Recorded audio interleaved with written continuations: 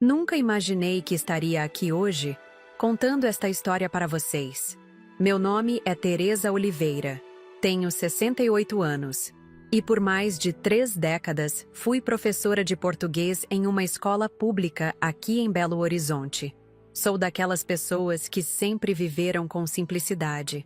Apartamento modesto no bairro Savassi, roupas duráveis em vez de elegantes, férias em cidades do interior em vez de praias badaladas. Economizei cada centavo possível durante toda a minha vida adulta. Primeiro para a educação da minha única filha, Amanda. Depois para realizar o sonho que toda mãe tem, ver sua filha casando-se feliz. Amanda sempre foi meu orgulho e minha dor de cabeça ao mesmo tempo.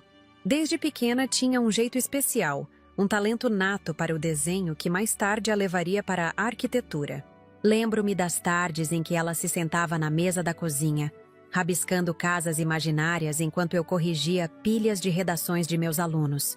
Éramos só nós duas desde que Carlos, meu marido, faleceu quando ela tinha apenas 14 anos. Um infarto fulminante levou embora não apenas o amor da minha vida, mas também o pai que ajudava a Amanda com a matemática e a levava para andar de bicicleta na Praça da Liberdade aos domingos. A morte de Carlos mudou tudo. De repente, me vi sozinha, com uma adolescente para criar e contas para pagar. Assumi aulas extras, trabalhava em 2 turnos e ainda dava reforço escolar nos fins de semana. As olheiras embaixo dos meus olhos se tornaram permanentes, assim como as dores nas costas de tanto tempo sentada corrigindo provas. Mas nunca reclamei. Fazia tudo com amor, pensando no futuro da minha menina. Amanda passou na faculdade de arquitetura, uma das mais caras de Minas Gerais. Vendi o carro que Carlos havia deixado para cobrir parte da mensalidade. Nos dias de chuva, esperava o ônibus debaixo de pingos gelados enquanto minha filha ia para a faculdade de Uber.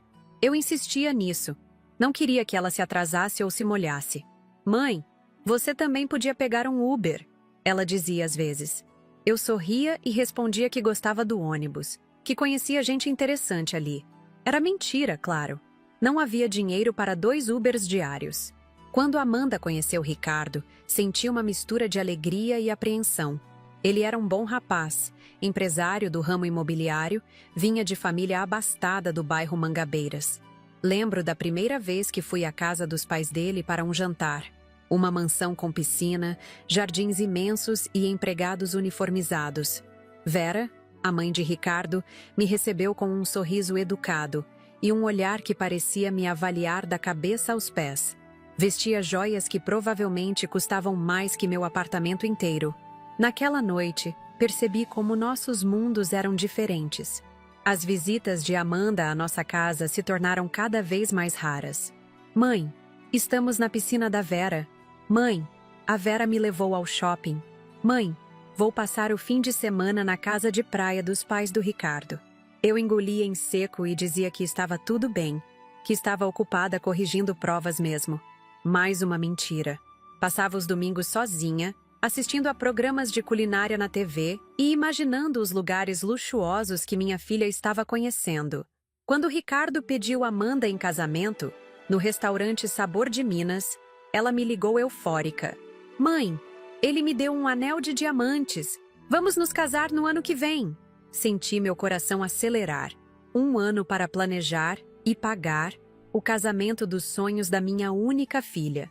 Naquela mesma noite, abri a gaveta onde guardava minha caderneta de poupança.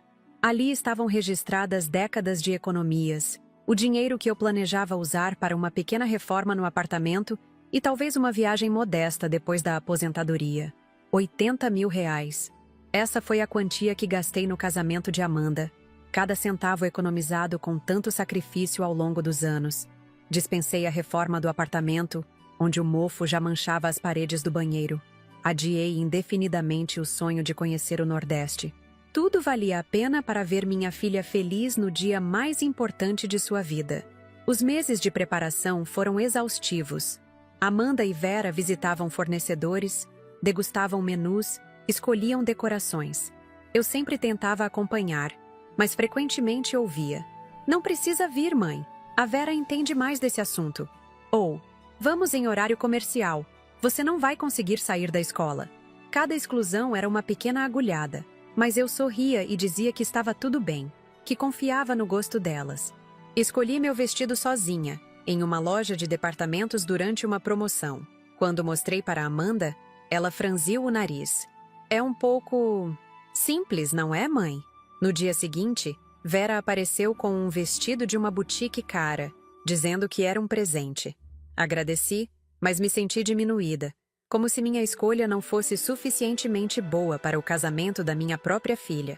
Finalmente, chegou o grande dia. A igreja Nossa Senhora da Conceição estava lindamente decorada com arranjos de flores brancas e rosa. O padre Joaquim, que conhecia nossa família há décadas, conduziu uma cerimônia emocionante. Chorei ao ver minha filha entrando na igreja, radiante em seu vestido de noiva. Fui eu quem a conduziu até o altar, função que meu irmão se ofereceu para fazer, mas que eu questão de realizar. Era meu direito e meu dever como mãe que criou sua filha sozinha. A recepção aconteceu na Mansão Solar das Palmeiras, um dos locais mais elegantes de Belo Horizonte. Lustres de cristal, mesas impecavelmente decoradas, uma banda ao vivo. Tudo perfeito, como Amanda sempre sonhou. O buffet serviu pratos refinados que eu mal conhecia os nomes. O bolo de 5 andares parecia saído de um conto de fadas. Olhando ao redor, vi muitos rostos desconhecidos. Amigos ricos de Ricardo, colegas de trabalho de Vera, gente da alta sociedade mineira. Minha representação limitava-se à minha mãe Lourdes, de 85 anos, meu tio Antônio e minha amiga Mariana. Após o jantar, começaram os discursos. Primeiro o pai de Ricardo, depois as madrinhas, e então chegou a vez de Amanda. Meu coração se encheu de orgulho quando ela pegou o microfone. Imaginei que palavras carinhosas ela diria sobre nossa jornada juntas, sobre os sacrifícios que fizemos uma pela outra, sobre o amor que nos manteve unidas mesmo nos momentos mais difíceis. Amanda ajustou o microfone, sorriu para os convidados e começou a falar sobre gratidão. Neste dia tão especial, quero agradecer às pessoas que tornaram tudo isso possível, disse ela. Falou sobre Ricardo, sobre amigos, sobre sonhos realizados. E então, olhou para o lado direito do salão e disse as palavras que nunca esquecerei. E, acima de tudo, quero agradecer à minha verdadeira mãe. Meu coração disparou. Ela estava olhando para mim? Não. Amanda apontou diretamente para Vera, que sorria emocionada na mesa principal. Vera, você me entendeu e apoiou como ninguém. Você é a mãe que eu escolheria se pudesse escolher. O salão inteiro ficou em silêncio. Senti centenas de olhares de pena voltados para mim. Minha mãe, Dona Lourdes, segurou minha mão com força sob a mesa. Vi lágrimas nos olhos do padre Joaquim, que estava sentado próximo a nós. Minha amiga Mariana sussurrou algo como: "Que absurdo!", mas eu mal conseguia ouvir com o zumbido que tomou conta dos meus ouvidos. 80 mil reais. Décadas de trabalho duro. Noites sem dormir. Refeições puladas para economizar. Roupas usadas até o último fio. Tudo para ouvir minha única filha chamar outra mulher de verdadeira mãe no dia do seu casamento. Pago com o suor do meu trabalho. A dor foi tão intensa que por um momento achei que não conseguiria respirar. Mas algo estranho aconteceu dentro de mim naquele instante. Em vez de desabar em lágrimas, em vez de sair correndo humilhada, senti uma calma surpreendente me invadir. Uma clareza que nunca havia experimentado antes. As pessoas ao meu redor esperavam que eu reagisse de alguma forma, talvez com raiva, talvez com tristeza. O que ninguém esperava era o que eu estava prestes a fazer. Levantei-me lentamente da cadeira, alisando o vestido comprado em promoção que Amanda havia achado simples demais. Caminhei com passos firmes até o centro do salão, onde minha filha ainda segurava o microfone. O salão estava tão silencioso que se podia ouvir o tilintar dos talheres. Estendi a mão, pedindo educadamente o microfone a Amanda, que me olhou confusa, talvez esperando uma explosão de mágoa. Quando peguei o microfone das mãos da minha filha, senti seu tremor leve, como se ela finalmente percebesse a dimensão do que acabara de fazer. Mas antes de contar o que fiz naquele momento, preciso que vocês compreendam como chegamos até ali. Minha história com Amanda começou há 29 anos, numa tarde chuvosa de maio no Hospital Santa Clara. Foram 18 horas de trabalho de parto. Carlos, meu marido, estava tão nervoso que os enfermeiros brincavam que ele precisaria de atendimento médico antes de mim. Quando finalmente segurei aquele pacotinho de 3,2 quilos nos braços, prometi que daria a ela tudo que estivesse ao meu alcance. Uma promessa que mantive, mesmo quando isso significou abrir mão dos meus próprios sonhos. Carlos e eu éramos jovens e cheios de planos. Ele, engenheiro recém-formado. Eu, professora com um talento para o violino que meus professores diziam ser promissor. Tínhamos nos conhecido na Universidade Federal de Minas Gerais, durante um festival de artes. Ele ficou encantado ao me ver tocar Vivaldi e me esperou na saída do anfiteatro apenas para dizer que minha música havia tocado seu coração. 6 meses depois estávamos noivos. Nos primeiros anos de casados, alugamos um pequeno apartamento no centro da cidade. Eu dividia meu tempo entre as aulas que dava numa escola municipal e apresentações ocasionais com a Orquestra Jovem de Belo Horizonte. Carlos trabalhava numa empresa de construção, mas passava as noites debruçado sobre projetos próprios. Um dia vou desenvolver algo revolucionário, ele dizia, com aquele brilho nos olhos que me fazia acreditar em cada palavra. A chegada de Amanda mudou nossa rotina, como acontece com qualquer casal. Reduzi minhas apresentações musicais para me dedicar à maternidade. Carlos trabalhava cada vez mais para dar conta das despesas crescentes. Ainda assim, éramos felizes naquela simplicidade. Lembro das manhãs de domingo quando ele preparava panquecas em formato de animais, enquanto eu e Amanda cantávamos músicas infantis na pequena cozinha do nosso apartamento. Amanda era uma criança curiosa e inteligente. Aprendeu a ler antes da maioria dos coleguinhas e tinha uma habilidade impressionante para desenhar. Carlos costumava guardar cada desenho dela numa pasta especial. Nossa filha será uma grande artista um dia, ele dizia, orgulhoso. Talvez tenha sido ali que nasceu a paixão dela pela arquitetura. Quando Amanda completou 14 anos, organizamos uma pequena festa no nosso apartamento. Carlos havia acabado de voltar de uma viagem de trabalho e parecia cansado, mas insistiu em buscar pessoalmente o bolo na confeitaria. É o aniversário da minha princesa. Não perderia por nada. Foram suas últimas palavras para mim.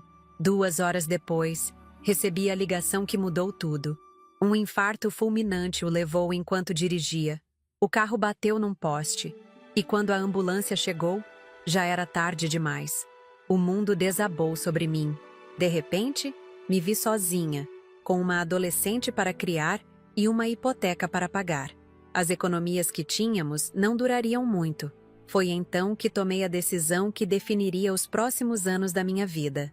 Vendi meu violino, um presente que Carlos havia me dado no nosso 5º aniversário de casamento, e assumi mais aulas na escola, além de começar a dar reforço escolar nos fins de semana. Os primeiros meses foram os mais difíceis.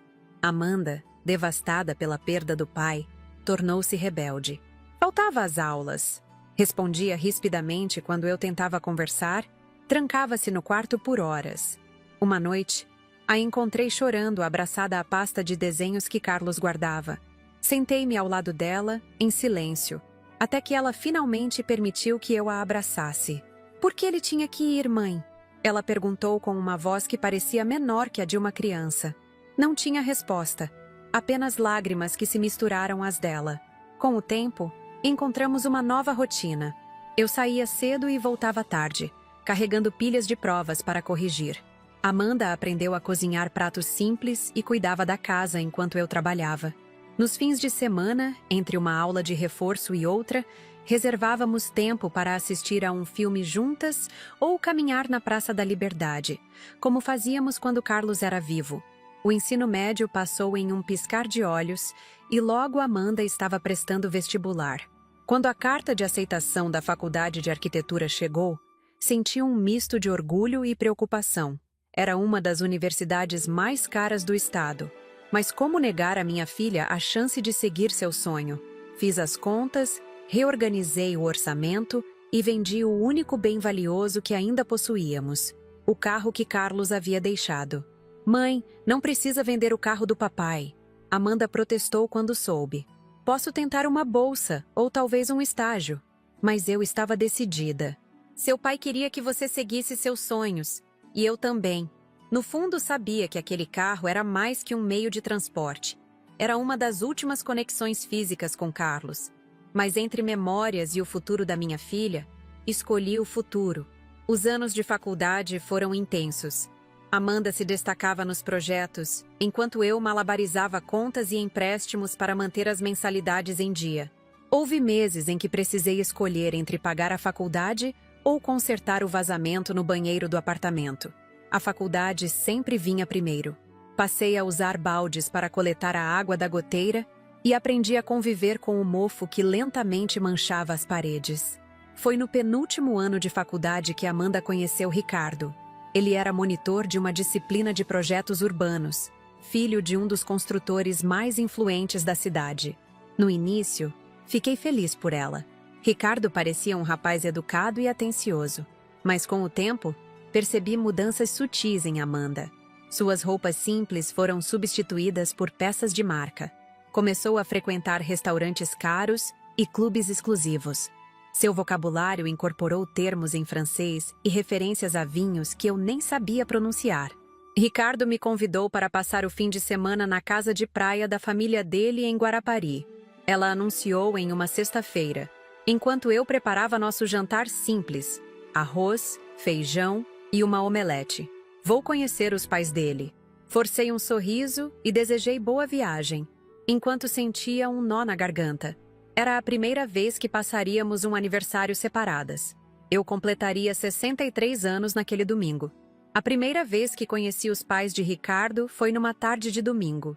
Eles haviam me convidado para um almoço na mansão da família no bairro Mangabeiras. Vesti minha melhor roupa, um conjunto azul marinho que reservava para reuniões escolares importantes, e peguei 2 ônibus para chegar ao endereço. A casa, ou melhor, a mansão, era imponente. Jardins perfeitamente cuidados, uma piscina maior que meu apartamento inteiro e empregados uniformizados que circulavam discretamente.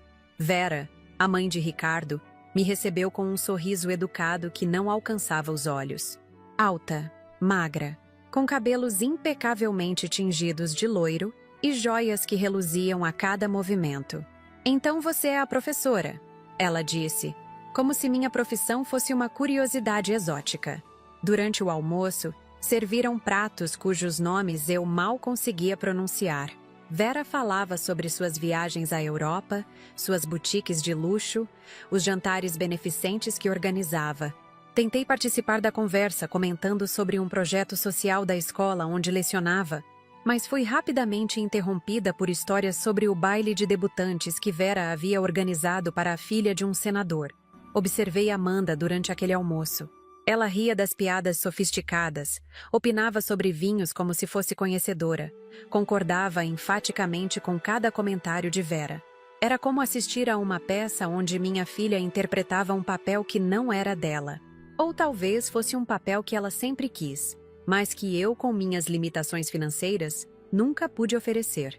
As visitas de Amanda ao nosso apartamento no Savassi se tornaram cada vez mais raras e breves. "Mãe, só passei para pegar algumas roupas. Desculpe não poder ficar para o jantar. Vou encontrar Ricardo e os pais dele no restaurante francês novo." Quando ela vinha, parecia sempre com pressa, olhando discretamente para o relógio, como se cada minuto em nossa casa simples fosse um sacrifício. Uma noite, Amanda apareceu inesperadamente. Seus olhos brilhavam e ela mal conseguia conter a excitação. "Ricardo me pediu em casamento", anunciou, estendendo a mão onde um anel com diamante reluzia. Meu coração acelerou, de alegria pela felicidade dela, mas também de apreensão. Um casamento significava despesas, e eu sabia que Amanda sonharia com algo grandioso. "Será no próximo ano, na primavera", ela continuou, já perdida em planos. O pai do Ricardo conhece o dono da mansão solar das Palmeiras e conseguiu uma data perfeita. "Vamos ter pelo menos 300 convidados, uma banda ao vivo, decoração com orquídeas importadas." Enquanto ela falava, eu fazia cálculos mentais desesperados. Como eu, uma professora aposentada com uma pensão modesta, poderia arcar com um casamento desse porte? Naquela mesma noite, depois que Amanda partiu, Abri a gaveta onde guardava minha caderneta de poupança e outros documentos importantes. Ali estavam registradas décadas de economias meticulosas. O dinheiro que eu planejava usar para reformar o apartamento, talvez comprar um carro pequeno para facilitar minha locomoção na velhice, e quem sabe realizar o sonho modesto de conhecer o litoral nordestino. 80 mil reais. Uma fortuna para alguém como eu, mas provavelmente uma ninharia para os padrões dos Mendonça. Nas semanas seguintes, Amanda e Vera mergulharam nos preparativos do casamento. Visitavam locais, degustavam menus, escolhiam flores, músicas, lembrancinhas. Eu tentava acompanhar, oferecia opiniões, sugeria alternativas mais econômicas. Mãe, isso é muito simples. Isso está fora de moda. A Vera disse que isso não combina com o conceito que queremos. Cada recusa era uma pequena ferida, mas eu engolia o orgulho e continuava tentando participar. Um dia, Amanda e Vera apareceram no meu apartamento com catálogos de vestidos de festa. Precisamos escolher seu vestido, mãe, Amanda disse, como se estivesse fazendo um grande favor.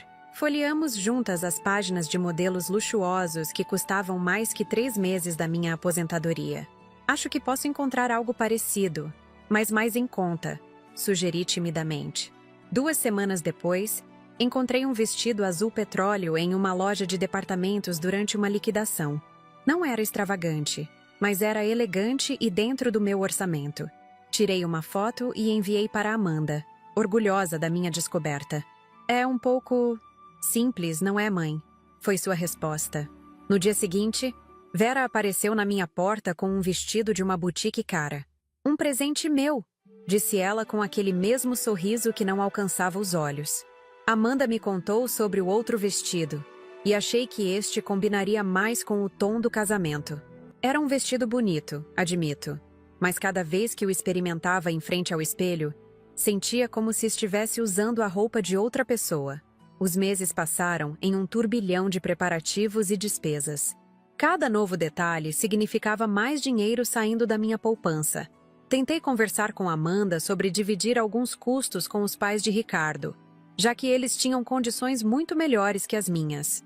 Mãe, tradicionalmente os pais da noiva pagam a festa, ela respondeu irritada. Além disso, eles já estão pagando a lua de mel em Paris. No meio desse processo todo, recebi uma notícia que deveria ser motivo de alegria. Fui homenageada pela escola onde lecionei por 30 anos. Uma cerimônia simples, mas significativa, reconhecendo minha dedicação à educação pública. Convidei Amanda, é claro. Que dia é? Ela perguntou distraidamente, enquanto enviava mensagens no celular. Quando informei a data, ela fez uma careta. Ah, não vou poder ir. É o dia da minha prova final de vestido com a Vera. A cerimônia aconteceu sem a presença da minha filha. Recebi uma placa de reconhecimento, flores e o carinho sincero de ex-alunos e colegas. Minha amiga Mariana estava lá, assim como meu tio Antônio e minha mãe, Dona Lourdes, já com dificuldades de locomoção devido à idade avançada. Tirei fotos e enviei para Amanda mais tarde. Que legal, mãe, foi sua única resposta, seguida imediatamente por várias fotos dela no ateliê de vestidos de noiva, com Vera ajustando detalhes do seu véu. Quando faltava apenas 1 mês para o casamento, minha mãe sofreu uma queda e precisou ser hospitalizada.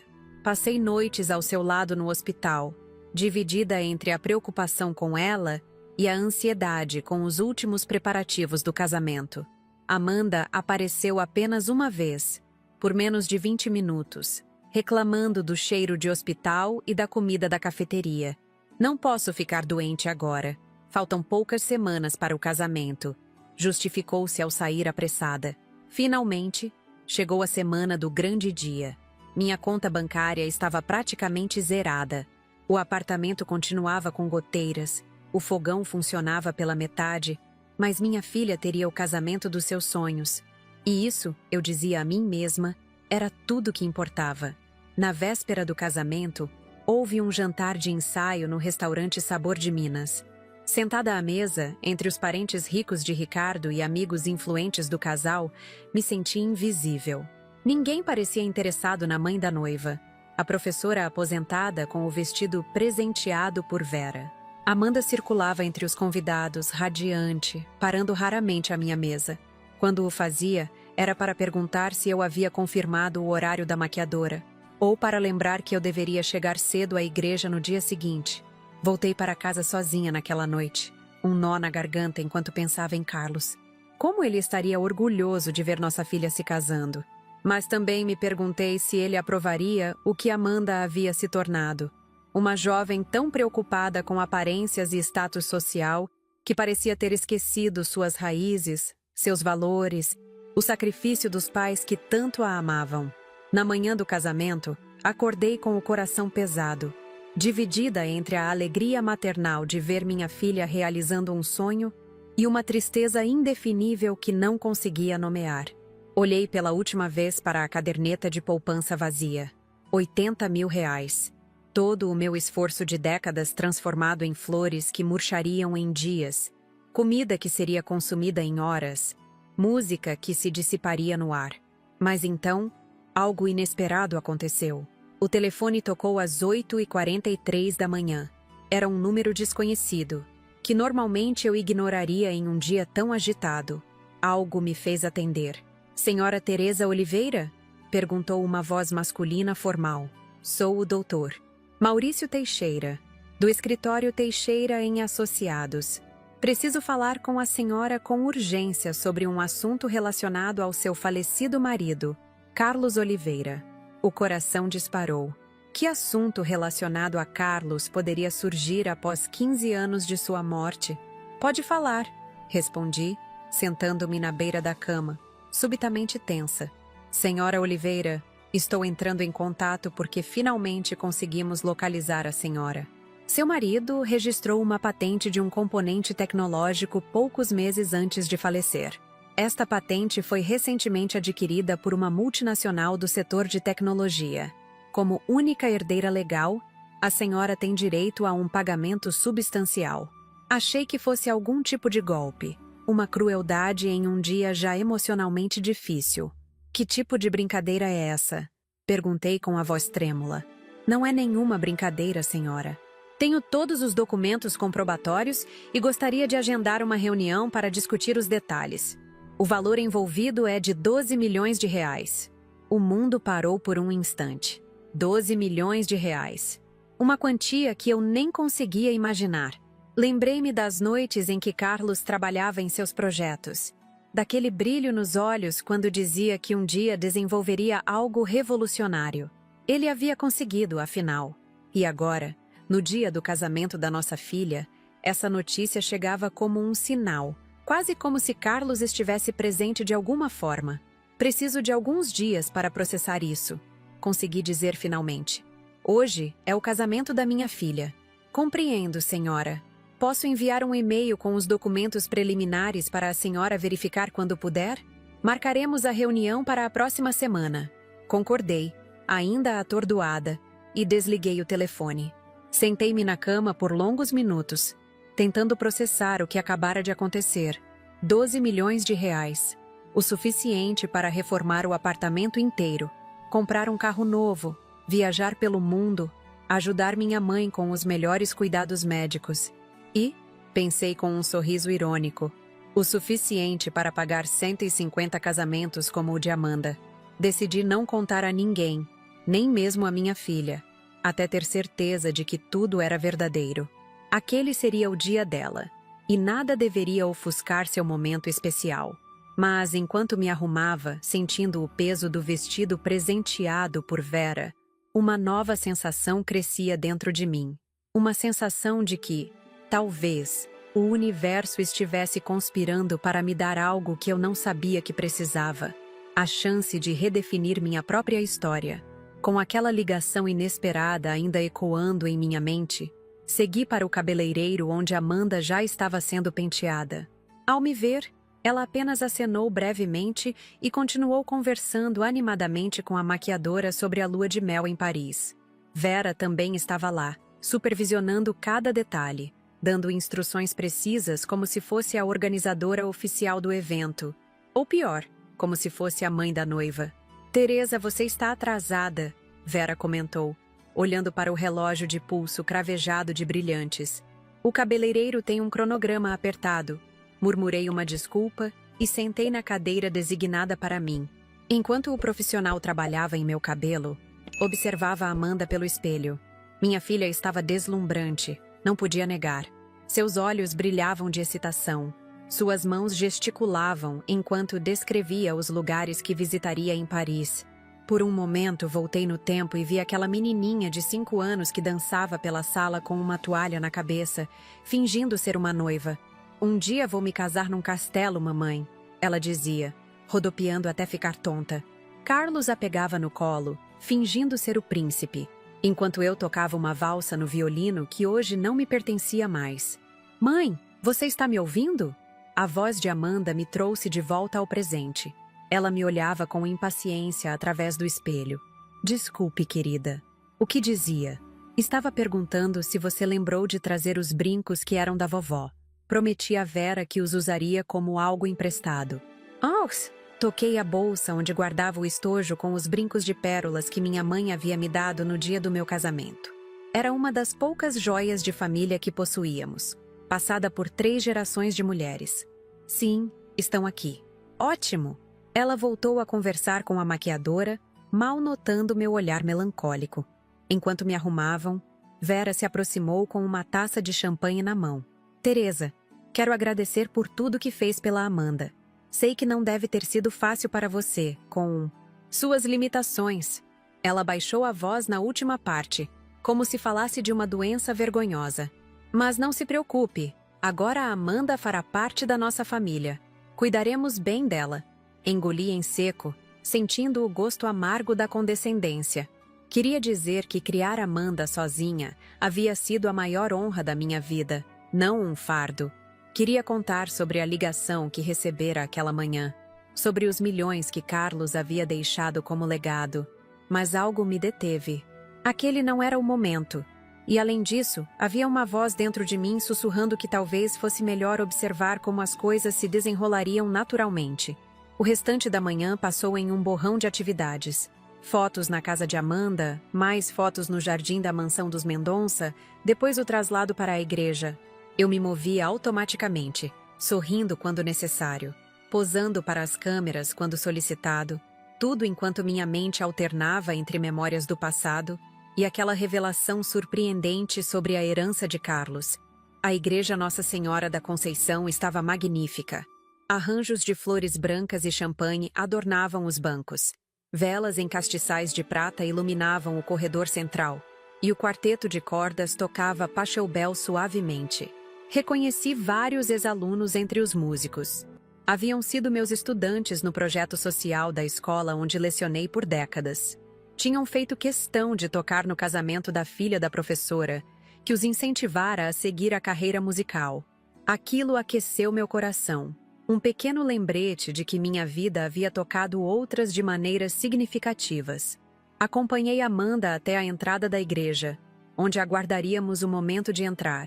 Ela estava absolutamente deslumbrante em seu vestido de renda francesa, com pequenas pérolas bordadas à mão e um véu que se estendia por 2 metros atrás dela. Seus olhos brilhavam de excitação, e por um momento, voltei a ver minha menininha ali. "Você está linda, filha", disse sentindo lágrimas se formarem. Seu pai estaria tão orgulhoso. A menção a Carlos pareceu desconfortá-la. "Obrigada, mãe", respondeu secamente, ajustando o buquê de orquídeas brancas. "Só não chore agora. Vai borrar sua maquiagem." O padre Joaquim se aproximou, sorrindo gentilmente. Ele havia batizado Amanda, ministrado sua primeira comunhão e agora celebraria seu casamento. "Estão prontas, senhoras? É hora." A música mudou para a marcha nupcial, e as portas da igreja se abriram completamente. Dei meu braço a Amanda, como havíamos ensaiado. Era tradicionalmente papel do pai conduzir a noiva, mas naquelas circunstâncias, o dever e o privilégio era meu. Senti um nó na garganta ao pensar em Carlos, em como ele deveria estar ali ao lado da filha neste momento tão especial. Caminhamos lentamente pelo corredor, entre sorrisos e flashes de câmeras. Reconheci poucos rostos entre os convidados. A maioria eram amigos e colegas de Ricardo, clientes importantes do pai dele, Figuras da alta sociedade belo-horizontina que eu só conhecia pelos jornais. Do meu lado, apenas minha mãe em sua cadeira de rodas, meu tio Antônio, minha amiga Mariana e alguns poucos colegas da escola. Ao chegarmos ao altar, Ricardo aguardava com um sorriso nervoso. Entreguei a mão de minha filha a ele, como manda a tradição, e me afastei para ocupar meu lugar na primeira fileira. Do outro lado, os pais de Ricardo observavam a cena com evidente satisfação. Vera usava um conjunto que certamente custava mais que todos os meus anos de salário como professora somados. A cerimônia foi bela e emocionante. O padre Joaquim falou sobre amor, compromisso e família com a sabedoria de quem acompanhou gerações de casais. Mencionou Carlos em sua homilia, um gesto delicado que me fez derramar lágrimas silenciosas. Notei que Amanda parecia levemente incomodada com a menção ao pai, como se aquilo destoasse da perfeição que havia planejado para seu grande dia. Após a cerimônia, seguimos para a mansão solar das Palmeiras, onde aconteceria a recepção. O local era simplesmente deslumbrante. Jardins impecáveis, uma estrutura histórica do século XIX, cuidadosamente restaurada, e uma decoração que parecia saída de um conto de fadas. Lustres de cristal, mesas decoradas com arranjos florais impressionantes, uma pista de dança que parecia flutuar sobre um espelho d'água. Aquilo tudo havia custado uma fortuna. Minha fortuna, para ser mais exata. Durante o coquetel, circulei timidamente entre os convidados. Poucos se dirigiam a mim, e quando o faziam, era com aquela cortesia superficial reservada a parentes distantes. A senhora deve estar muito orgulhosa, diziam, sem realmente esperar uma resposta elaborada. Vera, por outro lado, circulava como anfitriã oficial, apresentando pessoas, contando como havia ajudado a organizar cada detalhe. Minha mãe, Dona Lourdes, observava tudo com seus olhos de 85 anos, que já haviam visto muita coisa nesta vida. Está tudo muito bonito, filha. Ela comentou quando me sentei ao seu lado por um momento. Mas não vejo muito da nossa Amanda nesta festa. Parece mais um evento social dos Mendonça. Suspirei, reconhecendo a verdade em suas palavras. Ela escolheu assim, mãe. E você, Teresa? O que escolheu para você mesma depois de tantos anos dedicados aos outros? A pergunta me pegou de surpresa. O que eu havia escolhido para mim? Minha vida inteira havia sido construída em torno de sacrifícios. Primeiro por Carlos, depois por Amanda. O violino vendido, os sonhos de viagem adiados, as noites sem dormir corrigindo provas para ganhar um extra. E agora, aos 68 anos, o que restava para mim além de um apartamento com goteiras e uma aposentadoria modesta? Mas então, lembrei-me da ligação daquela manhã. 12 milhões de reais. Um valor que mudaria tudo, não apenas materialmente, mas a dinâmica de poder que se estabelecera nos últimos anos. A ideia me causou uma estranha sensação de vertigem. O jantar foi servido pouco depois. Fui acomodada na mesa principal, ao lado de Amanda e Ricardo, mas me sentia como uma estranha ali. A comida era sofisticada, pratos com nomes franceses que eu mal conseguia pronunciar, vinhos caros servidos em taças de cristal. Observei Amanda conversando animadamente com os sogros, rindo de piadas internas, perfeitamente à vontade naquele mundo que não era o nosso, ou pelo menos, não era o meu. Após a refeição principal, começaram os tradicionais discursos. O pai de Ricardo foi o primeiro, falando com eloquência sobre o futuro brilhante que aguardava o jovem casal, sobre como sua empresa de construção estaria em boas mãos com o filho e a talentosa arquiteta que ele desposara. Mencionou vagamente as duas famílias que agora se uniam, sem qualquer referência específica a mim. Em seguida, a madrinha de Amanda, sua prima Cláudia, fez um discurso cheio de referências a viagens internacionais e festas exclusivas que haviam compartilhado. Nenhuma menção às tardes de infância que passaram em nosso apartamento simples, brincando de escola enquanto eu preparava lanches caseiros para elas. Finalmente, chegou o momento que mais temia e mais aguardava: o discurso de Amanda. Minha filha levantou-se, radiante em seu vestido de noiva, e pegou o microfone. Sorriu para os convidados e começou a falar sobre o dia especial, sobre como conheceu Ricardo, sobre seus sonhos para o futuro. Quero agradecer a todos que tornaram este dia possível, ela disse, olhando ao redor do salão. A equipe maravilhosa que organizou cada detalhe, os músicos, os chefes, todos que trabalharam incansavelmente para que tudo ficasse perfeito. Fez uma pausa. E por um momento pensei que mencionaria os sacrifícios que fiz para pagar por tudo aquilo. Mas não. E claro, continuou, quero agradecer as pessoas que me apoiaram ao longo desta jornada. Ricardo, meu amor, você mudou minha vida de tantas maneiras maravilhosas. Seu pai e sua mãe que me acolheram como filha desde o primeiro dia. Meu coração começou a acelerar. Ela falava como se tivesse sido criada pelos Mendonça. Como se eu não existisse. Como se todos aqueles anos de sacrifício não significassem nada. Amanda então se virou na direção da mesa onde Vera estava sentada, erguendo sua taça em um brinde. Seus olhos brilhavam de emoção. Uma emoção que eu raramente via direcionada a mim nos últimos anos. E acima de tudo, sua voz embargou levemente. Quero agradecer a minha verdadeira mãe. O salão inteiro ficou em absoluto silêncio. Senti como se o chão tivesse desaparecido sob meus pés. Todos os olhares se voltaram para mim por um segundo, e depois seguiram a direção do gesto de Amanda, que apontava diretamente para Vera. Vera, você me entendeu e apoiou como ninguém. Você mostrou o que significa viver com classe e propósito. Você é a mãe que eu escolheria se pudesse escolher. As palavras atingiram-me como golpes físicos. Cada sílaba, uma facada. Cada pausa, um momento para que a dor se aprofundasse. A mãe que eu escolheria se pudesse escolher. A frase ecoava em minha mente, destruindo décadas de memórias que eu acalentava. Os aniversários simples, mas cheios de amor. As noites estudando juntas. Os abraços após pesadelos. As economias para sua faculdade. Os 80 mil reais gastos neste casamento. O silêncio no salão era ensurdecedor.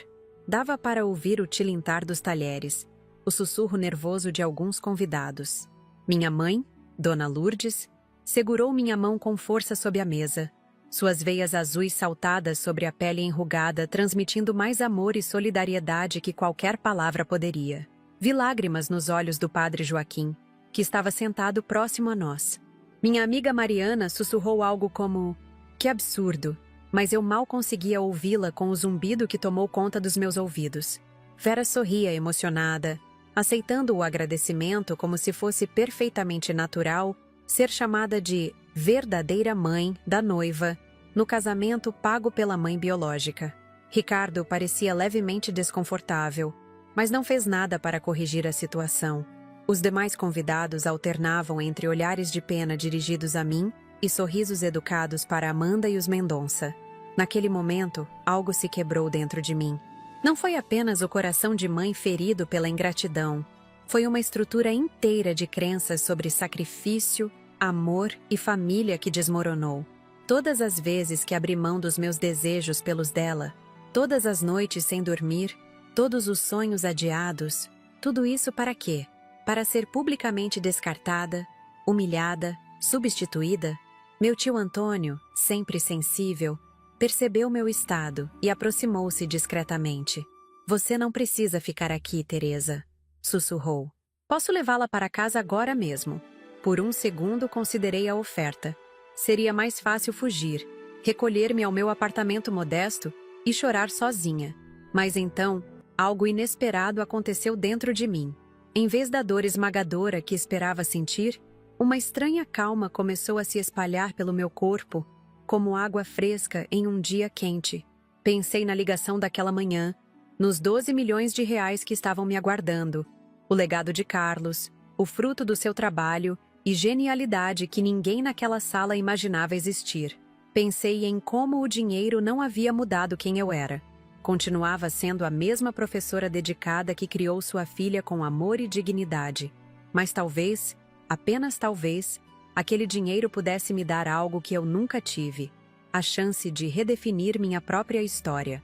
"Não, tio", respondi baixinho. "Vou ficar."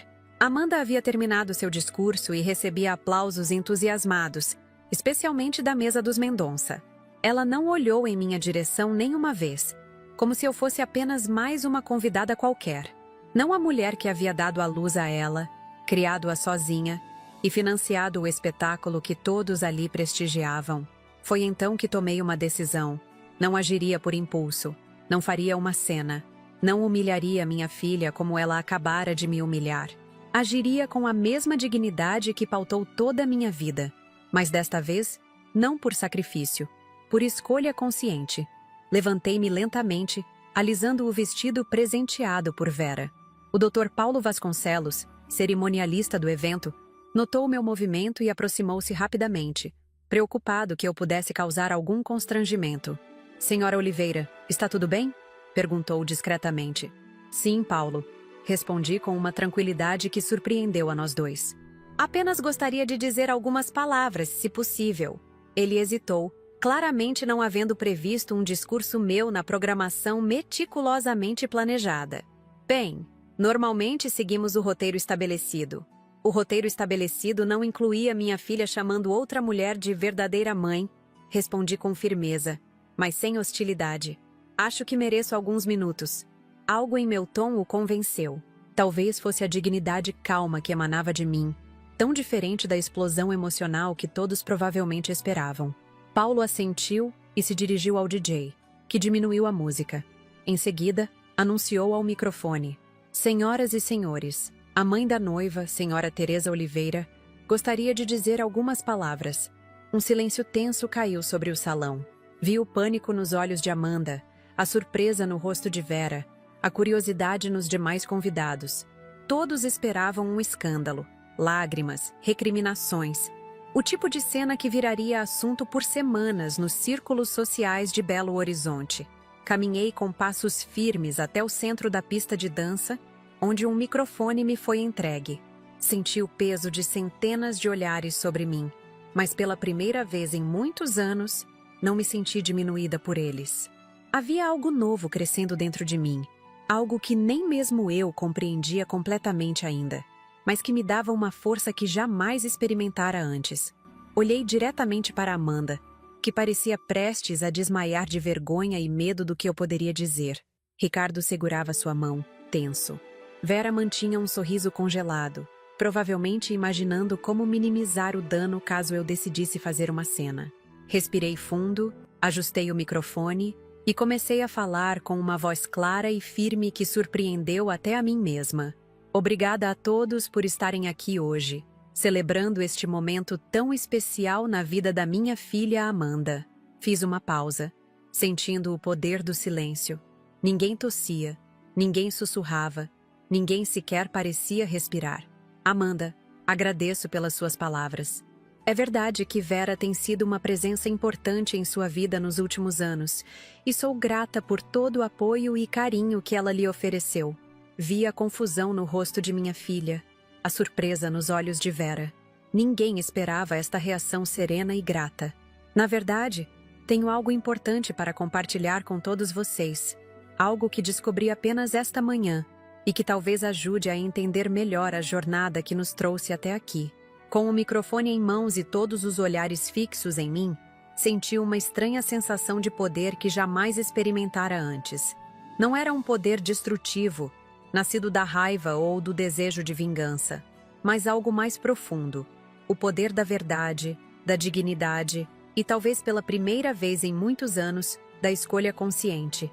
"Esta manhã", continuei, mantendo a voz firme apesar do coração acelerado, "recebi uma ligação inesperada. Um advogado, Dr. Maurício Teixeira, entrou em contato comigo sobre um assunto relacionado a Carlos, meu falecido marido e pai de Amanda." Vi Amanda se mexer desconfortavelmente na cadeira. Mencionar Carlos em seu casamento perfeito parecia incomodá-la. Talvez porque lembrasse a todos que ela não vinha de uma família tão privilegiada quanto gostaria que pensassem. "Carlos era um homem extraordinário", prossegui, permitindo que a emoção genuína colorisse minha voz. "Além de um marido amoroso e um pai dedicado, ele era um engenheiro brilhante. Muitos de vocês não sabem, mas enquanto trabalhava em uma empresa de construção durante o dia, ele passava as noites desenvolvendo projetos próprios. Sonhava em criar algo revolucionário." Fiz uma pausa, olhando diretamente para Amanda. Lembra-se, filha, das noites em que seu pai ficava debruçado sobre a mesa da sala, rodeado de papéis e desenhos técnicos?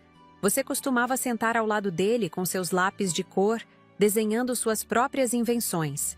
Amanda não respondeu, mas vi algo em seus olhos. Um lampejo de memória, talvez de uma época em que nossa família simples era suficiente para ela.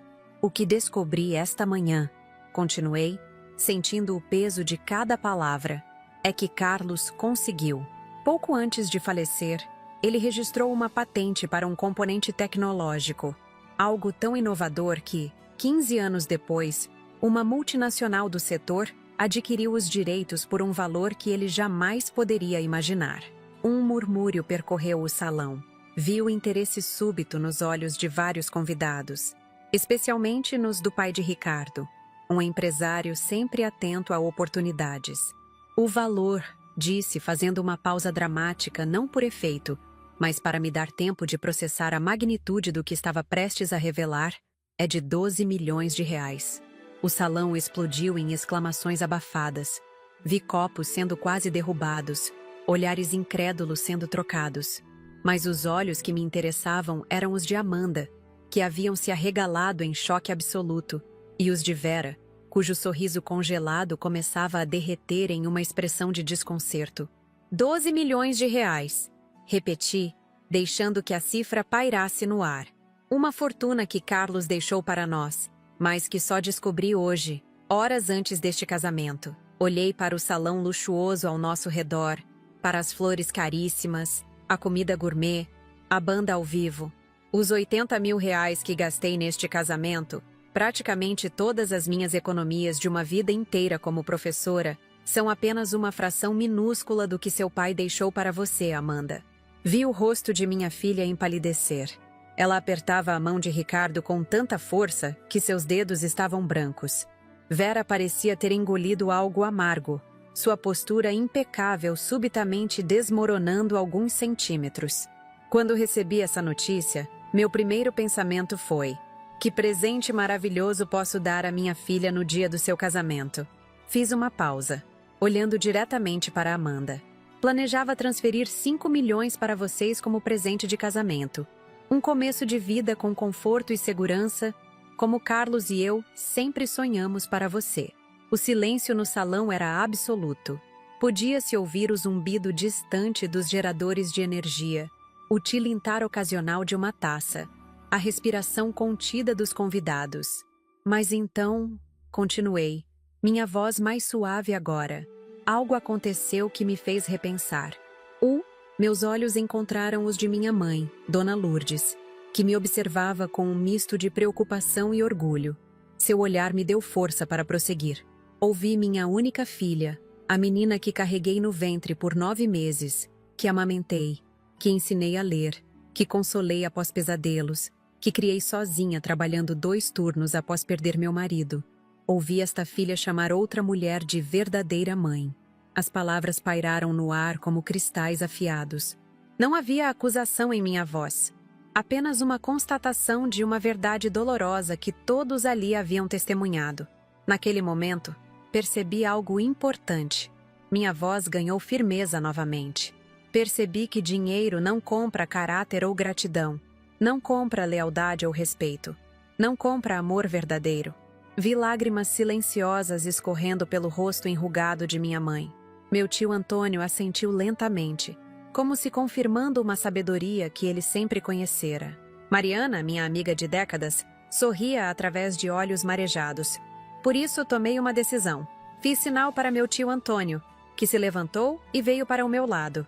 Aos 72 anos, ele ainda mantinha a postura ereta e a dignidade que sempre o caracterizaram. Patriarca respeitado da nossa família, sua presença ao meu lado dava peso adicional ao que eu estava prestes a anunciar. Tio Antônio e eu conversamos brevemente antes dos discursos e decidimos que faremos algo que honrará verdadeiramente o legado de Carlos. Coloquei minha mão sobre o braço de meu tio, encontrando conforto em sua presença sólida. Estamos criando a Fundação Carlos Oliveira, com um investimento inicial de 10 milhões de reais. Mais uma vez, exclamações de surpresa percorreram o salão.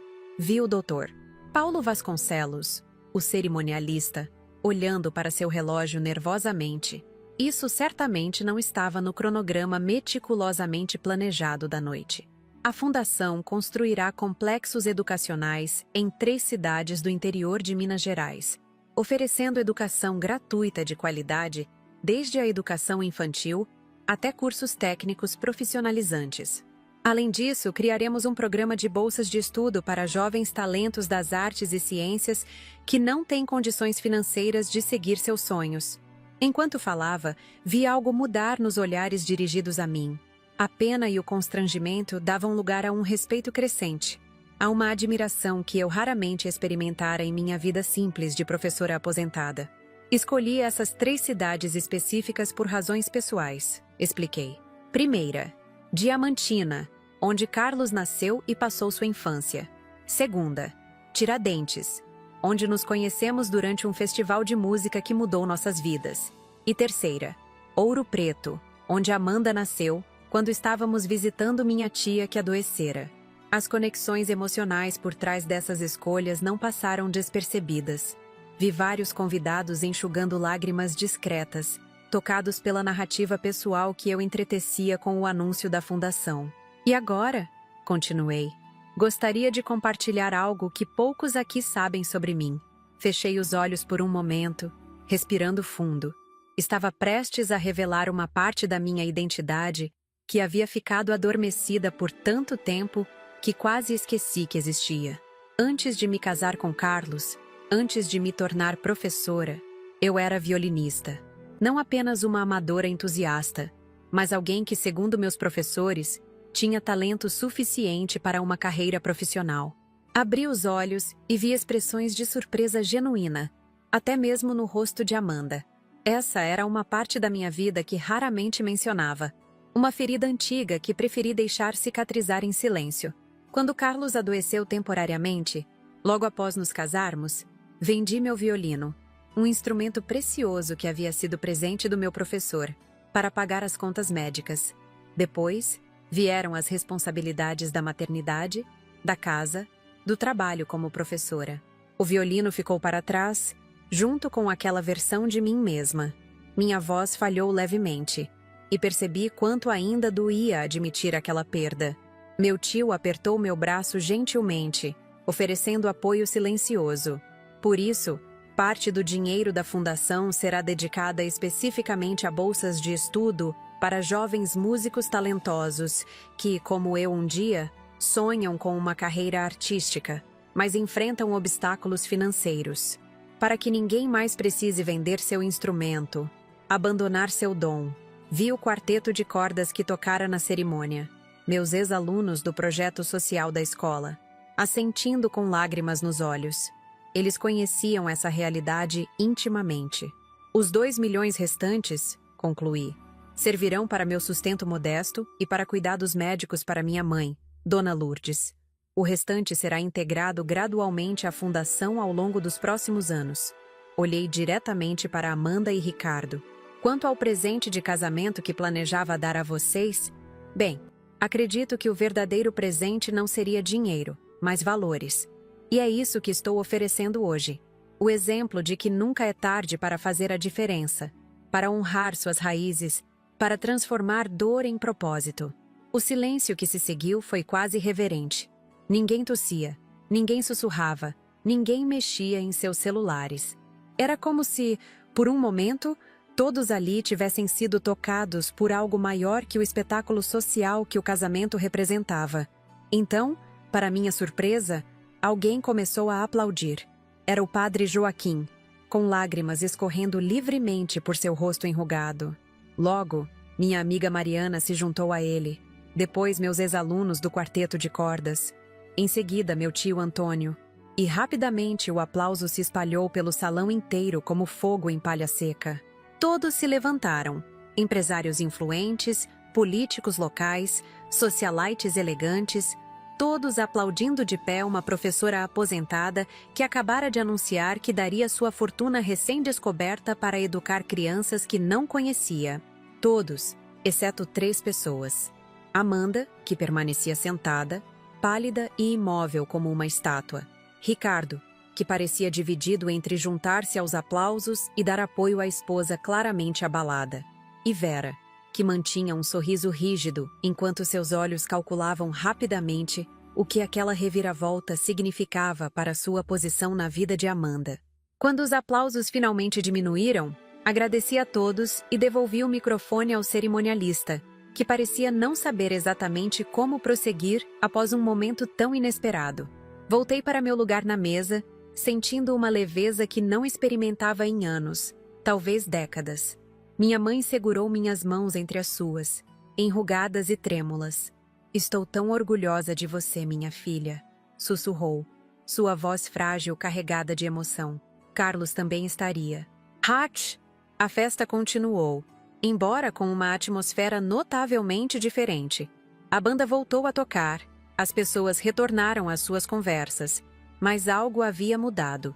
Percebi olhares diferentes dirigidos a mim, não mais de pena ou condescendência, mas de genuíno respeito. Vários convidados vieram até minha mesa para me cumprimentar pessoalmente, alguns oferecendo contatos e recursos para ajudar a estabelecer a fundação. O pai de Ricardo, um empresário conhecido por sua frieza nos negócios, aproximou-se com uma expressão que nunca havia dirigido a mim antes. "Senhora Oliveira?", disse, usando meu sobrenome pela primeira vez em vez do habitual Dona Teresa condescendente. "Gostaria de oferecer meus serviços para estruturar legalmente sua fundação. Sem custos, é claro. Seria uma honra participar de um projeto tão significativo." Agradeci educadamente, percebendo como o dinheiro mudava instantaneamente a forma como as pessoas me viam. Era uma lição que eu já conhecia em teoria, mas experimentá-la tão diretamente era outra coisa. Amanda permaneceu distante pelo restante da noite. Via conversando em voz baixa com Ricardo em um canto, gesticulando intensamente. Algumas vezes, pegava-a olhando em minha direção com uma expressão que não consegui decifrar completamente. Uma mistura de choque, vergonha e algo mais. Arrependimento, talvez? Perto do final da festa, quando muitos convidados já haviam partido, Amanda finalmente se aproximou da minha mesa. Seus olhos estavam vermelhos, a maquiagem perfeita levemente borrada. Parecia que havia chorado discretamente em algum momento da noite. "Mãe", começou, sua voz tremendo ligeiramente. "Podemos conversar?" Indiquei a cadeira ao meu lado, que ela ocupou hesitantemente. Por um longo momento, ficamos em silêncio. O abismo criado por anos de distanciamento emocional parecendo intransponível agora. "Por que você não me contou sobre o dinheiro assim que soube?" perguntou finalmente, sua voz baixa para que os poucos convidados remanescentes não ouvissem. A pergunta me pegou de surpresa. De todas as coisas que ela poderia dizer, começar com isso revelava muito sobre suas prioridades. "Soube apenas esta manhã", respondi calmamente. "E planejava contar a você e Ricardo após a cerimônia, como um presente surpresa. Então, por que anunciou publicamente? Por que a fundação? Por que não?" Ela hesitou, claramente constrangida de verbalizar o que estava pensando. "Por que não dei o dinheiro a você?" completei gentilmente. "Amanda, você acabou de chamar outra mulher de verdadeira mãe na frente de todos. Depois de tudo que fiz, de todos os sacrifícios, você me descartou publicamente como se eu fosse apenas um detalhe em sua vida, não a mulher que deu tudo por você." Lágrimas escorreram pelo rosto dela, borrando ainda mais a maquiagem cuidadosa. "Eu não quis dizer desse jeito", murmurou, embora soubéssemos que não era verdade. "Foi só... Vera me ajudou tanto com o casamento, com os contatos para minha carreira." "Entendo", interrompi suavemente.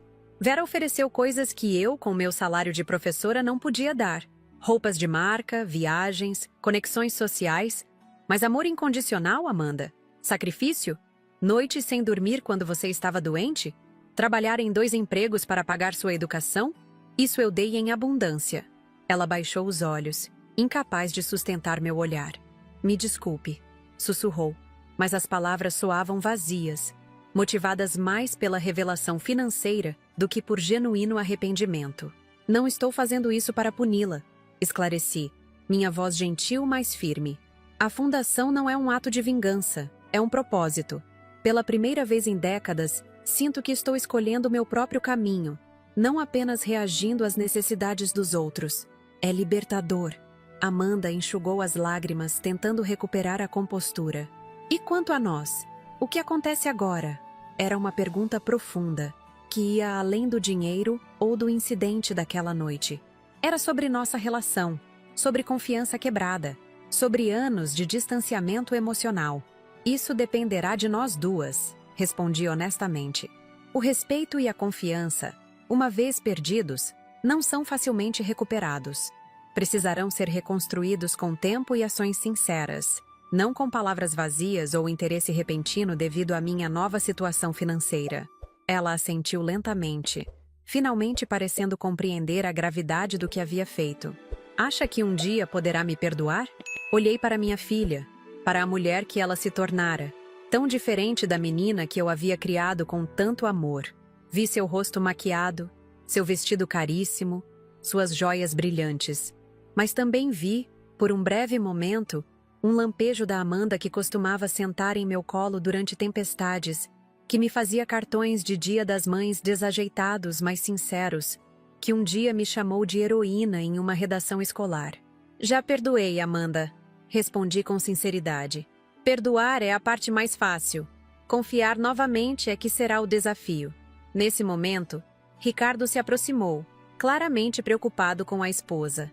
Seu rosto normalmente confiante mostrava sinais de tensão. As revelações da noite haviam abalado não apenas Amanda, mas também ele e sua família. Senhora Oliveira, começou ele formalmente, quero que saiba que admiro profundamente o que está fazendo com a fundação. É inspirador. Ele parecia sincero, embora também pudesse perceber o cálculo em seus olhos. O herdeiro de uma construtora certamente via o valor de boas relações com uma fundação que construiria 3 complexos educacionais. Obrigada, Ricardo, respondi. Espero que você e Amanda sejam muito felizes juntos. E quando voltarem da lua de mel, talvez possamos todos conversar com mais calma, sem máscaras sociais ou expectativas. Ele assentiu, colocando o braço ao redor dos ombros de Amanda. Será um prazer. Observei enquanto eles se afastavam, voltando para os poucos convidados que restavam. A música havia diminuído, as luzes estavam mais suaves, e a noite chegava ao fim. Em poucas horas, eles partiriam para Paris, para sua lua de mel luxuosa, enquanto eu voltaria para meu apartamento modesto no Savassi, com suas goteiras e seu fogão funcionando pela metade. Mas pela primeira vez em muito tempo, não sentia inveja ou amargura. Em vez disso, sentia uma estranha paz, uma sensação de propósito renovado. Aos 68 anos, quando muitos considerariam a vida praticamente encerrada, eu estava prestes a começar um novo capítulo, talvez o mais significativo de todos.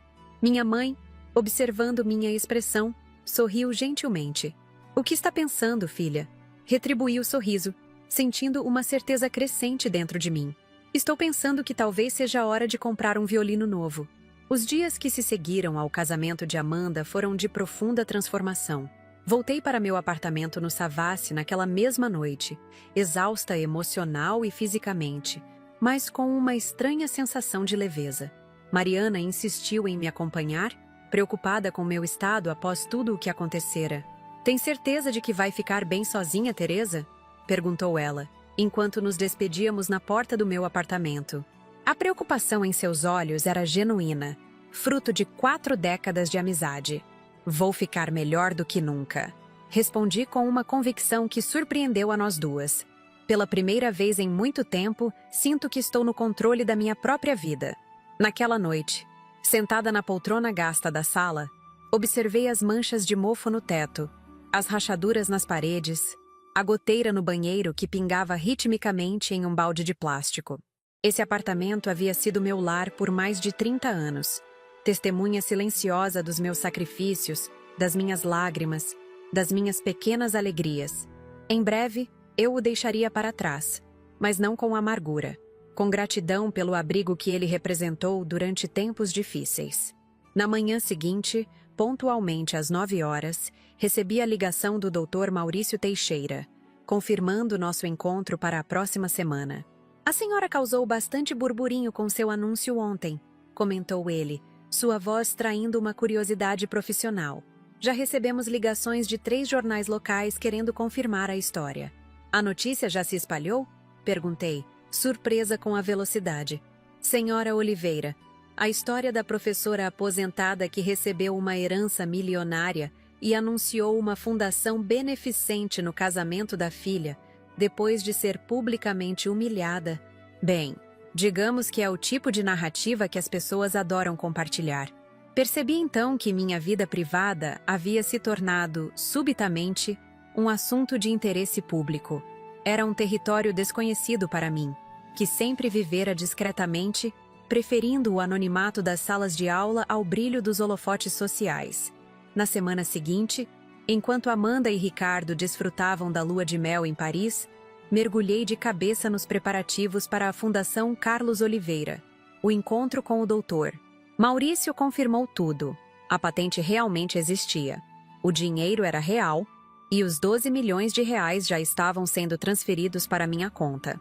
Com a ajuda do meu tio Antônio e, surpreendentemente, do pai de Ricardo, que cumpriu sua promessa de oferecer assistência jurídica gratuita, começamos a estruturar legalmente a fundação.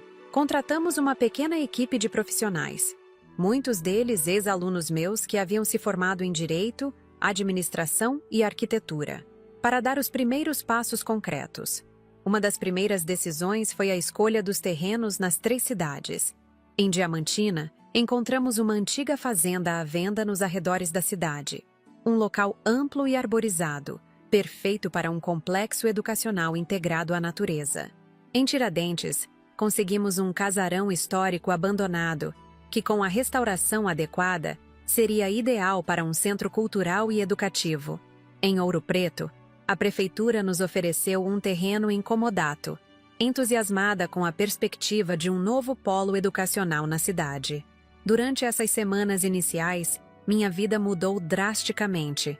De professora aposentada vivendo na sombra da filha arquiteta, tornei-me repentinamente uma figura pública. O jornal Estado de Minas publicou uma matéria de página inteira sobre a fundação, com minha fotografia e o título Professora transforma dor em solidariedade. Fui convidada para programas de rádio locais e até para um telejornal estadual para falar sobre o projeto. Era estranho, após décadas de anonimato, ver-me subitamente como objeto de atenção e admiração pública. Pessoas me reconheciam nas ruas, ex-alunos entravam em contato oferecendo ajuda, empresários locais queriam fazer doações complementares. A fundação, que começara como uma reação emocional a um momento de humilhação, ganhava vida própria, crescendo além das minhas expectativas iniciais. Em meio a essa transformação, tomei uma decisão que simbolizava meu renascimento pessoal. Vendi o apartamento no Savassi e comprei uma cobertura confortável no bairro Funcionários. Nada ostentoso ou extravagante, mas um lugar claro, espaçoso, sem goteiras ou rachaduras. Um lugar onde dediquei um cômodo inteiro para ser meu estúdio de música. No dia em que me mudei, Mariana me acompanhou à loja de instrumentos musicais mais conceituada de Belo Horizonte. O proprietário, um senhor de cabelos brancos chamado Ernesto, arregalou os olhos quando expliquei o que buscava. Um violino de concerto? Para a senhora? Perguntou, sem conseguir esconder a surpresa. Sim, respondi com um sorriso. Estou retomando um antigo amor. Ele trouxe vários instrumentos, cada um mais belo que o outro. Quando peguei o terceiro violino, um Guarneri belíssimo, com madeira de tom âmbar profundo, senti uma conexão imediata.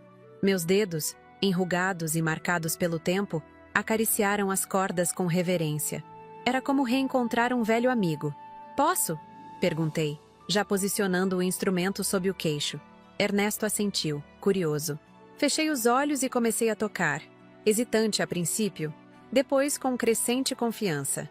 As primeiras notas de Vivaldi preencheram a loja, atraindo a atenção dos funcionários e de outros clientes. Décadas haviam se passado desde a última vez que toquei, mas meu corpo lembrava. Os dedos encontravam as posições corretas, o arco deslizava sobre as cordas com uma paixão que eu julgava perdida para sempre. Quando terminei, havia lágrimas nos olhos de Mariana. Ernesto, o proprietário, parecia estupefato. A senhora toca magnificamente, disse ele claramente impressionado. Foi professora de música também? Não, respondi, acariciando o instrumento. Apenas uma professora de português que abriu mão de um sonho. Até agora. Levei o Guarneri para casa naquele mesmo dia, sentindo-me completa de uma maneira que não experimentava desde antes da morte de Carlos. Nas semanas seguintes, contratei um professor particular para me ajudar a recuperar a técnica.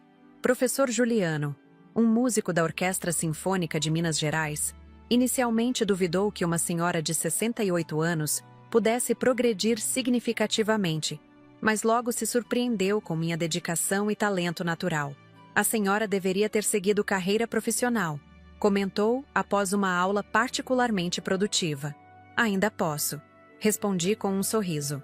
Talvez não nos grandes palcos, mas há muitas maneiras de fazer música.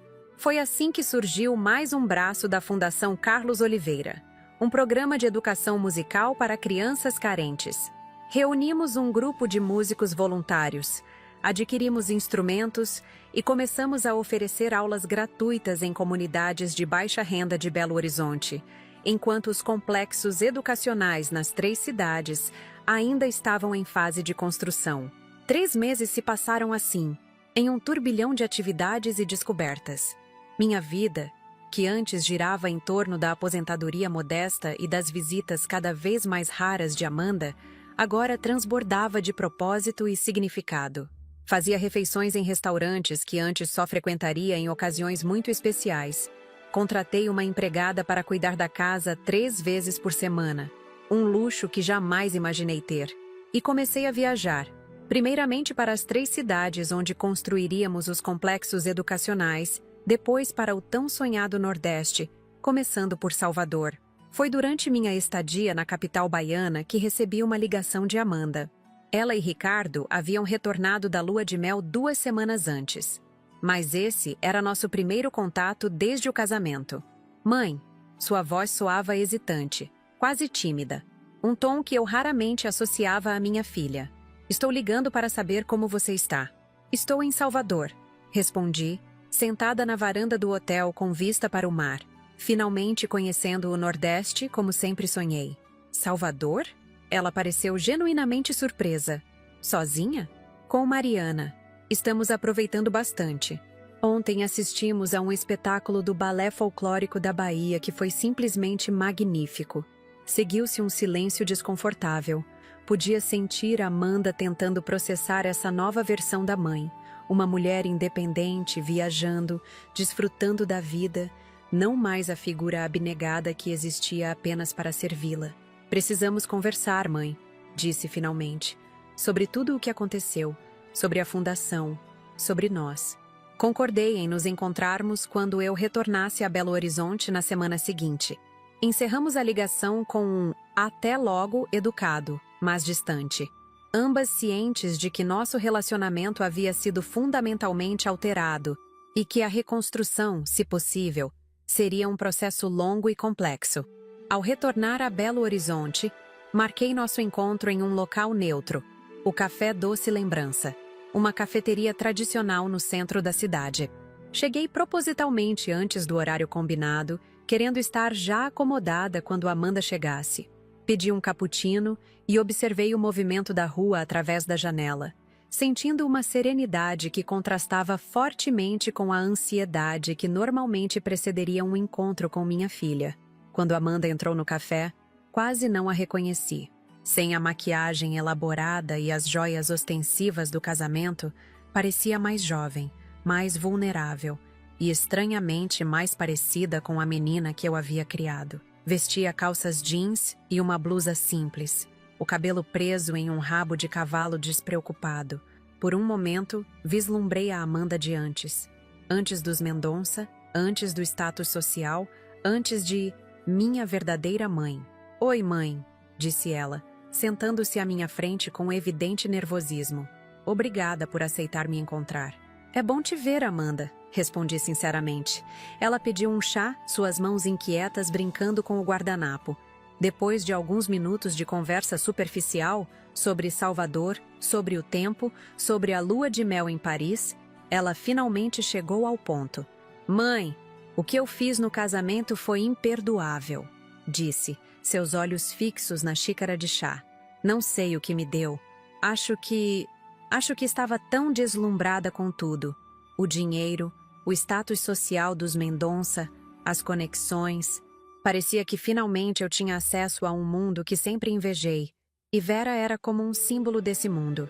Permaneci em silêncio, deixando que ela continuasse. Quando éramos mais jovens, lembra-se das minhas amigas da escola particular? Aquelas que você fez tanto sacrifício para que eu pudesse estudar com elas? Eu via suas casas, suas roupas, suas viagens, e sentia tanta vergonha da nossa vida simples. Sua voz falhou na última palavra. Que ironia, não é? Agora percebo que deveria ter sentido orgulho. Orgulho da mãe professora que inspirou gerações de alunos, que trabalhou dobrado para me dar oportunidades, que nunca mediu esforços. Lágrimas começaram a escorrer pelo seu rosto, mas ela não fez nenhum movimento para enxugá-las. Aquela noite no casamento, quando você anunciou a fundação, foi como se eu estivesse vendo você pela primeira vez. Não como minha mãe, mas como Teresa Oliveira. Uma mulher forte, digna, com propósito. Foi revelador e devastador ao mesmo tempo. Estendi a mão sobre a mesa, tocando levemente a dela. A dor pode ser uma grande professora, se permitirmos. Ela assentiu, finalmente enxugando as lágrimas. Ricardo e eu conversamos muito desde que voltamos. Sobre valores, sobre o que realmente importa na vida, sobre o tipo de família que queremos construir no futuro. Fez uma pausa, respirando fundo. Ele admira muito o que você está fazendo com a fundação. Na verdade, ele quer ajudar, profissionalmente, quero dizer, como arquiteto. Aquilo me surpreendeu. Achei que Ricardo estivesse focado nos negócios imobiliários da família. Ele está repensando muitas coisas também, respondeu Amanda com um pequeno sorriso. Acho que seu exemplo nos afetou mais do que você imagina. Ficamos em silêncio por alguns momentos. O burburinho do café ao nosso redor criando uma bolha de privacidade. O que você quer de mim agora, Amanda? Perguntei finalmente, indo direto ao ponto. O que espera deste encontro? Ela pareceu momentaneamente desconcertada com minha franqueza. Outra mudança na dinâmica entre nós. A antiga Teresa teria feito tudo para suavizar o desconforto, para facilitar as coisas para a filha. A nova Teresa estava disposta a enfrentar verdades difíceis. Quero uma chance, respondeu após um momento. Uma chance de reconstruir nossa relação, de conhecer essa nova versão de você, de talvez ser uma filha melhor do que fui até agora. Estudei seu rosto, procurando sinais de manipulação ou interesse financeiro. Não encontrei nenhum. Apenas vulnerabilidade genuína e arrependimento. Ainda assim, a confiança quebrada não seria facilmente restaurada. Podemos tentar, respondi cautelosamente. Mas preciso que entenda algumas coisas. Primeiro, a pessoa que você está vendo agora, esta mulher independente com propósito próprio, sempre esteve aqui, apenas submersa sob as responsabilidades e sacrifícios. Segundo, nosso relacionamento precisará ser reconstruído sobre novas bases, de respeito mútuo e igualdade, não de abnegação da minha parte. E terceiro, nunca mais permitirei ser tratada como um detalhe inconveniente em sua vida social. Amanda assentiu, aceitando minhas condições sem protesto. É justo, disse simplesmente. Muito justo. Nosso primeiro encontro terminou assim. Não com reconciliação instantânea ou promessas grandiosas, mas com um pequeno passo na direção certa. Nos meses seguintes, mantivemos contato regular. Amanda começou a se envolver voluntariamente com a fundação, oferecendo seus serviços como arquiteta para o Complexo de Ouro Preto. Ricardo também contribuiu, desenvolvendo um projeto inovador de aproveitamento de energia solar para os 3 campi. Um ano após o casamento, inauguramos o primeiro dos complexos educacionais, o de Tiradentes. O casarão histórico havia sido meticulosamente restaurado, preservando sua beleza colonial enquanto integrava tecnologias modernas. No dia da inauguração, centenas de pessoas compareceram. Autoridades locais, jornalistas, futuros alunos e suas famílias, e figuras proeminentes do cenário educacional mineiro. Entre os convidados especiais estava Dona Lourdes, Minha mãe, agora com 86 anos, mais frágil fisicamente, mas com os olhos brilhando de orgulho. Meu tio Antônio, Mariana e vários ex-alunos que haviam se tornado professores e planejavam lecionar nos novos complexos. Amanda e Ricardo estavam lá também, discretos e respeitosos, sem tentar roubar os holofotes. Quando chegou o momento do discurso inaugural, subi ao pequeno palco montado no pátio central do casarão. A multidão silenciou, e por um instante senti uma pontada de nervosismo. Professora por décadas, estava acostumada a falar para salas de aula, não para centenas de pessoas. Mas então, vi minha mãe na primeira fileira, sua expressão transmitindo uma mensagem clara. Você consegue, minha filha. Bem-vindos ao primeiro campus da Fundação Carlos Oliveira. Comecei, minha voz ganhando força a cada palavra. Este lugar representa muito mais que um complexo educacional. Representa a crença inabalável no poder transformador da educação, das artes e da dignidade humana. Contei brevemente a história de Carlos, o engenheiro visionário que trabalhava em projetos próprios nas horas vagas, sonhando criar algo revolucionário. Falei sobre minha própria jornada como professora, sobre os desafios de criar uma filha sozinha após ficar viúva, sobre os sacrifícios que tantos pais e mães fazem diariamente para garantir um futuro melhor para seus filhos.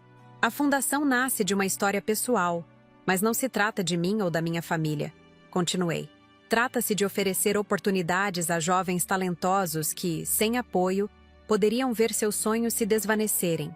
Trata-se de construir um futuro onde o talento e a dedicação, não a condição financeira, determinem o caminho de uma pessoa. Anunciei então o programa de bolsas de estudo, os cursos que seriam oferecidos e um detalhe especial que havia mantido em segredo até aquele momento: um conservatório de música que levaria o nome da minha mãe, Conservatório Dona Lourdes. Ao ouvir isso, minha mãe levou as mãos ao rosto, lágrimas escorrendo livremente. Tio Antônio a abraçou pelos ombros, ele próprio visivelmente emocionado. Vi Amanda apertando a mão de Ricardo, seus olhos também marejados. Este é apenas o começo, concluí. Nos próximos meses, inauguraremos os complexos de Diamantina e Ouro Preto. E no futuro, quem sabe onde mais a Fundação Carlos Oliveira poderá chegar. O que começou como uma resposta a um momento doloroso, tornou-se um propósito maior. Um legado que transcende ressentimentos pessoais e transforma dor em esperança. Os aplausos foram ensurdecedores. Crianças das escolas locais soltaram balões coloridos no céu. Uma banda começou a tocar, e a celebração tomou conta do local. Enquanto descia do palco, fui cercada por pessoas querendo me cumprimentar, agradecer, compartilhar suas próprias histórias de superação. Em meio à multidão, avistei Amanda se aproximando timidamente. Quando nossos olhares se encontraram, vi algo em seus olhos que há muito não via. Respeito genuíno, talvez até admiração. Estou orgulhosa de ser sua filha, disse ela simplesmente, sua voz quase inaudível em meio ao burburinho. As palavras me atingiram com força inesperada. Depois de décadas sendo a mãe orgulhosa, era estranho e profundamente comovente ouvir minha filha expressar orgulho por mim. Obrigada, Amanda, respondi, permitindo-me um breve abraço.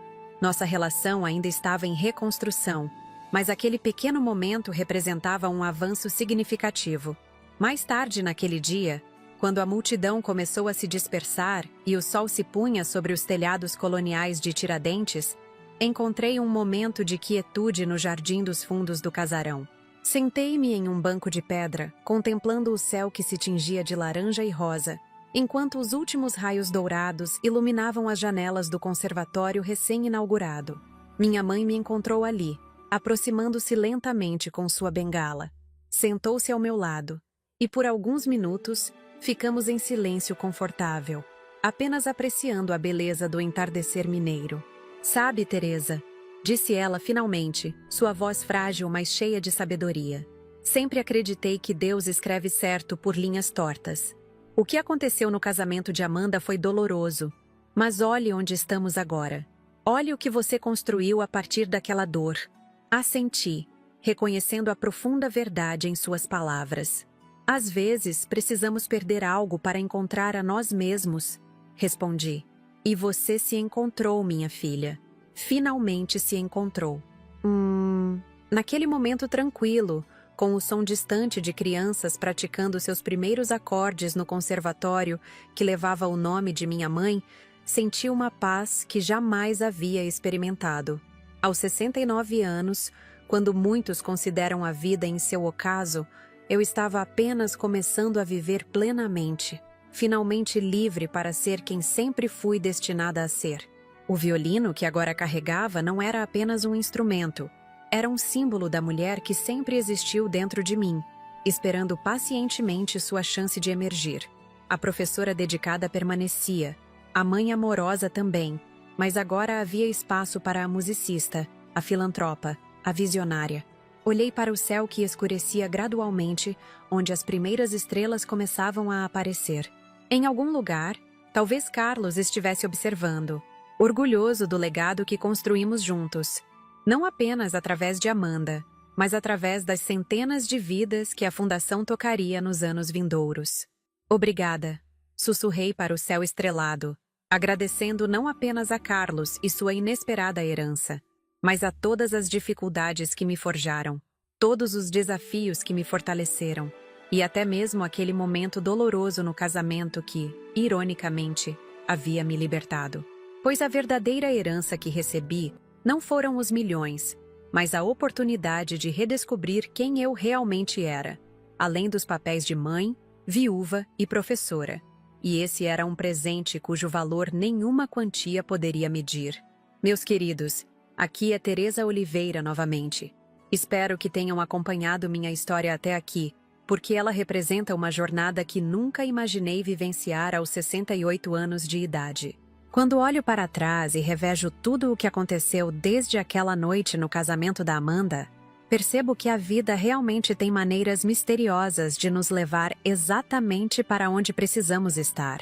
Nunca planejei me tornar uma filantropa. Nunca imaginei que retomaria o violino depois de tantas décadas. E certamente nunca pensei que encontraria minha verdadeira voz depois dos 60 anos. Mas aqui estou, vivendo uma vida mais rica e significativa do que jamais sonhei possível. O casamento, que deveria ter sido apenas um momento de celebração, se transformou no ponto de virada mais significativo da minha existência. Aquelas palavras que tanto me feriram, minha verdadeira mãe, acabaram sendo o catalisador para uma transformação que beneficiou não apenas a mim, mas centenas de crianças e jovens através da Fundação Carlos Oliveira. Já inauguramos os 3 complexos educacionais, em Tiradentes, Diamantina e Ouro Preto. Cada um deles com suas características únicas, refletindo a história e a cultura das regiões onde estão inseridos. Juntos, eles já atendem mais de 1.000 estudantes, oferecendo desde educação infantil até cursos técnicos profissionalizantes. O Conservatório Dona Lourdes, em especial, tem se destacado por revelar jovens talentos musicais que, sem essas oportunidades, talvez nunca tivessem a chance de desenvolver seus dons. Minha relação com Amanda continua em processo de reconstrução. Não há reconciliações mágicas ou instantâneas quando a confiança é quebrada tão profundamente. Mas estamos caminhando, com pequenos passos, conversas honestas e principalmente com ações que demonstram mudança verdadeira. Ela e Ricardo se envolveram genuinamente com a Fundação, contribuindo com seus conhecimentos profissionais e, mais importante, com seu tempo e dedicação. Vera, a verdadeira mãe do discurso, praticamente desapareceu da vida de Amanda após o incidente do casamento. Quando a dinâmica de poder mudou, quando deixei de ser a professora aposentada com um apartamento modesto e me tornei a presidente de uma fundação respeitada, o interesse dela em manter uma relação próxima com minha filha misteriosamente se dissipou. Essa é uma lição que Amanda aprendeu da maneira mais dura. Nem todo afeto é genuíno, nem toda generosidade é desinteressada. Quanto a mim, voltei a tocar violino com uma paixão renovada. Não busco uma carreira profissional. Esse trem já partiu há muitas décadas. Mas encontro profunda alegria em fazer música novamente. Ocasionalmente, Toco em pequenos recitais beneficentes para arrecadar fundos adicionais para a fundação. Meus dedos não são tão ágeis quanto eram aos 20 anos, mas carregam agora uma expressividade que só a experiência de uma vida inteira pode trazer. Minha mãe, Dona Lourdes, faleceu pacificamente há 6 meses, aos 87 anos. Sou eternamente grata por ela ter vivido o suficiente para ver o conservatório que leva seu nome em pleno funcionamento, para ouvir crianças tocando instrumentos que jamais poderiam adquirir sem o apoio da fundação. Nas suas últimas semanas, quando já estava bastante debilitada, eu levava alguns alunos para tocar no quarto dela. Seus olhos brilhavam de uma maneira que medicamento nenhum conseguia proporcionar. O dinheiro, que inicialmente parecia o centro dessa história, acabou sendo apenas um veículo, não o destino. Vivo confortavelmente, sim. Não há virtude em negar conforto quando se tem os meios para obtê-lo. Mas descobri que a verdadeira riqueza está no propósito, nas conexões genuínas, na capacidade de transformar dor em algo belo e útil para o mundo. Algumas pessoas me perguntam se ainda guardo ressentimento pelo que aconteceu no casamento. A resposta sincera é não. Como poderia, quando aquele momento de humilhação pública acabou sendo o portal para a vida mais autêntica e significativa que já vivi? Ironicamente, devo a Amanda e Vera um agradecimento. Sem aquele catalisador doloroso, talvez eu jamais tivesse encontrado a coragem para romper com décadas de abnegação e descobrir quem realmente sou, além dos papéis de mãe, viúva e professora. Essa é a mensagem que gostaria de deixar para vocês, meus queridos ouvintes. Nunca é tarde demais para recomeçar, para se redescobrir, para transformar dor em propósito. Aos 69 anos, quando muitos pensam que a vida está se encerrando, descobri que a minha estava apenas começando um novo e emocionante capítulo. As feridas mais profundas, quando enfrentadas com dignidade e coragem, podem se tornar portais para transformações que jamais imaginaríamos possíveis. Lembro-me de uma frase que li certa vez. A vida não é medida pelo número de vezes que respiramos, mas pelos momentos que nos tiram o fôlego. Nesses últimos anos, vivi mais momentos de tirar o fôlego do que em todas as décadas anteriores combinadas. E isso, meus amigos, é um presente inestimável. Se você está passando por um momento difícil, se sente traído, desvalorizado ou esquecido por pessoas que ama, saiba que essa dor pode ser o início de algo extraordinário. Não permita que a amargura envenene seu coração. Em vez disso, use essa energia para redescobrir seus talentos adormecidos, para encontrar um propósito maior, para se reconectar com a pessoa que você realmente é, além dos papéis que desempenha na vida dos outros. Agora, antes de me despedir, preciso dizer que compartilhar minha história com vocês tem sido uma experiência profundamente significativa para mim.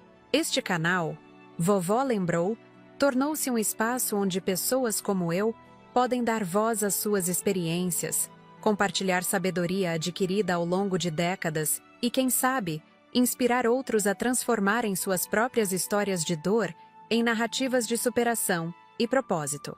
Se minha história tocou você de alguma forma, peço que se inscreva no canal, ative o sininho para receber notificações e não perca os próximos relatos.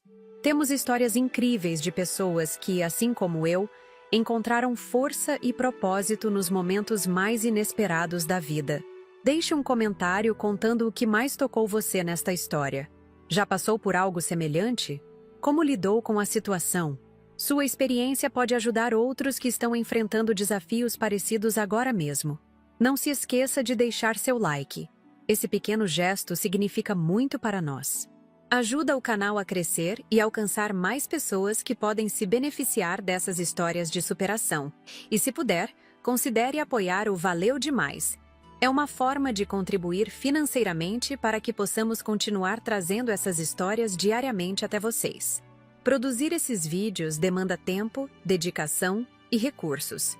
Sua contribuição, por menor que seja, faz toda a diferença para mantermos esse trabalho vivo e alcançarmos ainda mais pessoas com mensagens de esperança e transformação. De todo o meu coração, agradeço por me ouvirem, por respeitarem minha história, por compartilharem esse momento comigo.